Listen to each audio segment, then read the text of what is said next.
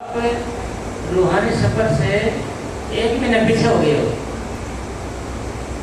आपने 1 महीना पहले जाना था, वहाँ 1 महीना पीछे पहुँचोगे आप। अगर आपने इतने अभ्यास 1 दिन की लापरवाही हमारे रूहानी सफर को 1 महीने पीछे कर देती है।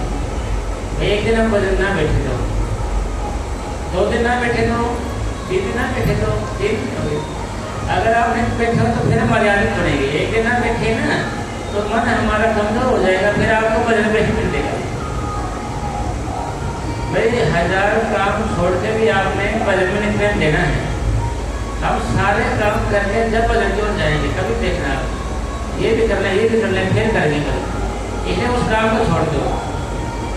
दुनिया के काम न कभी खत्म हुए न ही होंगे और न ही किसी के भरोसे हैं।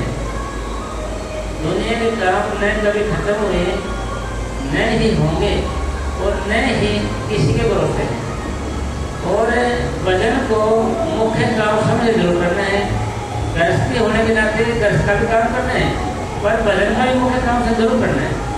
अगर आप वजन का मुख्य काम नहीं समझोगे तो जैसे उद्देश्य की मनस्थिति में थी वो समय खराब चला जाएगा, वो काम पूरा नहीं होगा।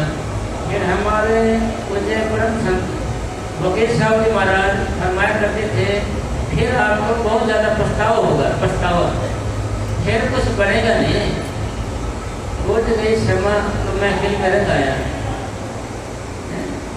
मतलब फिर क्या फायदा है। बुझ गई क्षमा तो महफिल में रंग आया, गाड़ी निकल गई, घर से चला मुसाफिर, कोई फायदा नहीं।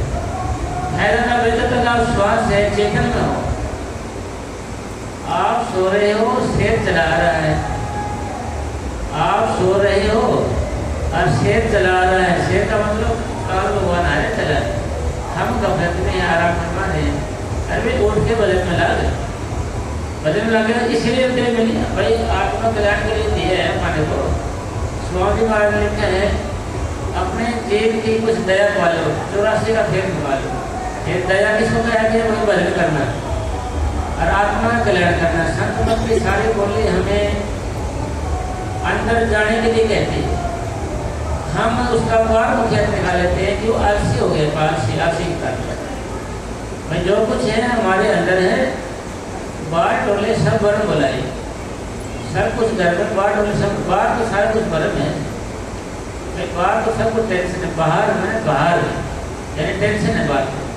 ये जो कुछ है ना हमारे अंदर है, और सारी बाणी हमें अंदर जाने के लिए कहेगी, और सारा खेल हमारा अंदर का है, बाहर का नहीं है।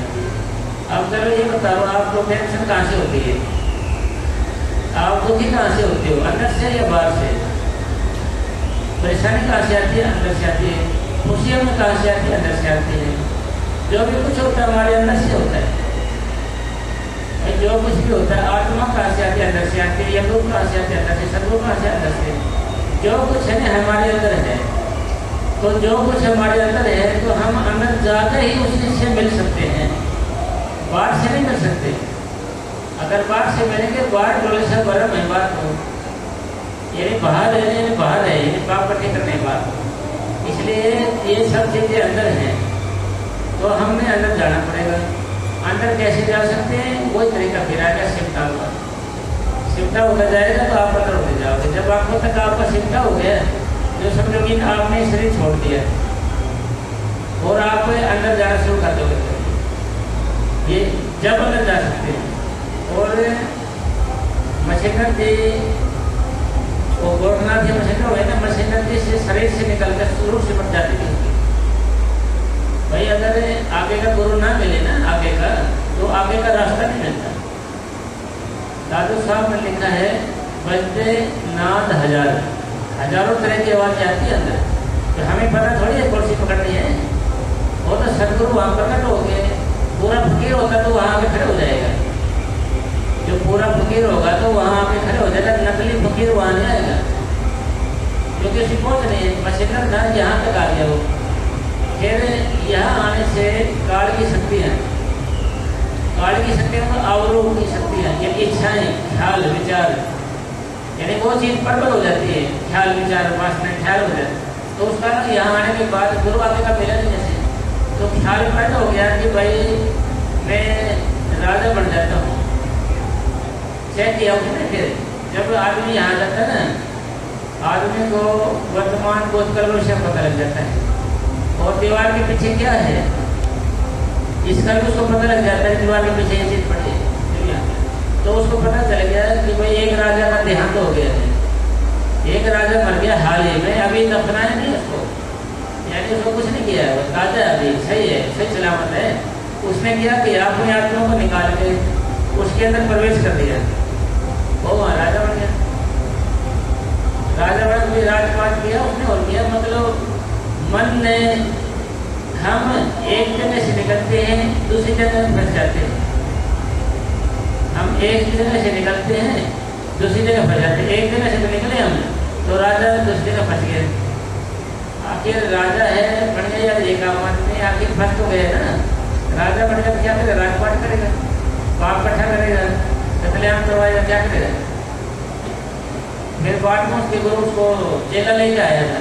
भाई गुरु से चेला बढ़ के हो जाए, जब से काम चालू हुई है गुरु से बढ़ के चेला हो जाता है, जब से काम चालू हुई है। तो सारी बातों का निचोड़ सारा क्या है, जब तक आपका ध्यान ऊपर नहीं आएगा तो आप मजे की जिंदगी नहीं दे सकते। सारे आप चाहते हो कि मुझे सारे दिन की टेंशन साफ होनी चाहिए मेरी।